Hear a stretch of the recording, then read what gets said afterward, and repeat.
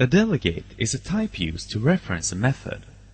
The delegate's declaration specifies the method's signature that objects of the delegate type can refer to. If we define a method that matches this signature, we can create a delegate object from this type and assign the method to it. This delegate object will now behave as if it was the method itself, no matter if it refers to a static or an instance method.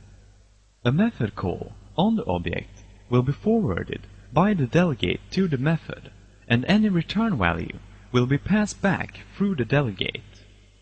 The syntax used here to instantiate the delegate is actually a simplified notation that was introduced in C# 2.0.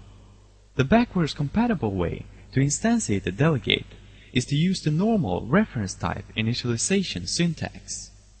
C# 2.0 also introduced anonymous methods, which allow us to create a delegate by specifying the delegate keyword, followed by a method's parameter list and body. This can simplify the delegate's instantiation, since it doesn't require a separate method in order to implement the delegate's functionality. It's possible for a delegate object to refer to more than one method. Such an object is known as a multicast delegate, and the methods it refers to is contained in a so-called invocation list. To add another method to the delegate's invocation list, either the addition operator or the addition assignment operator can be used. Similarly, to remove a method from the invocation list, we use the subtraction or subtraction assignment operator. When calling a multicast delegate object, all methods in its invocation list will be invoked with the same arguments in the order that they were added to the list. If the delegate has a return value, only the value of the last invoked method will be returned. Likewise, if the delegate has an out parameter, its final value will be the value assigned by the last method. As mentioned before, a method can be assigned to a delegate object if it matches the delegate's signature. However, a method doesn't have to match the signature exactly.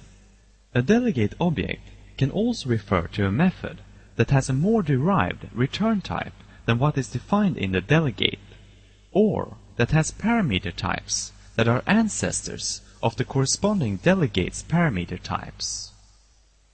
An important property of delegates is that they can be passed as method parameters. To demonstrate the benefit of this, let's define two simple classes. The first one is a data storage class called PersonDB that has an array containing a couple of names. It also has a method that takes a delegate object as its argument and calls the delegate for each name in the array. The second class is the client that uses the storage class. It has a main method that creates an instance of PersonDB and calls that object's process method with a method that is defined in the client class. The benefit of this approach is that it allows us to separate the implementation of the data storage from the implementation of the data processing. The storage class only handles the storage and has no knowledge of the processing that is done on the data.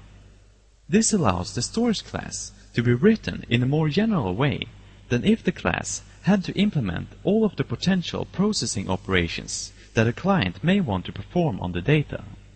With this solution, the client can simply plug its own processing code into the existing storage class.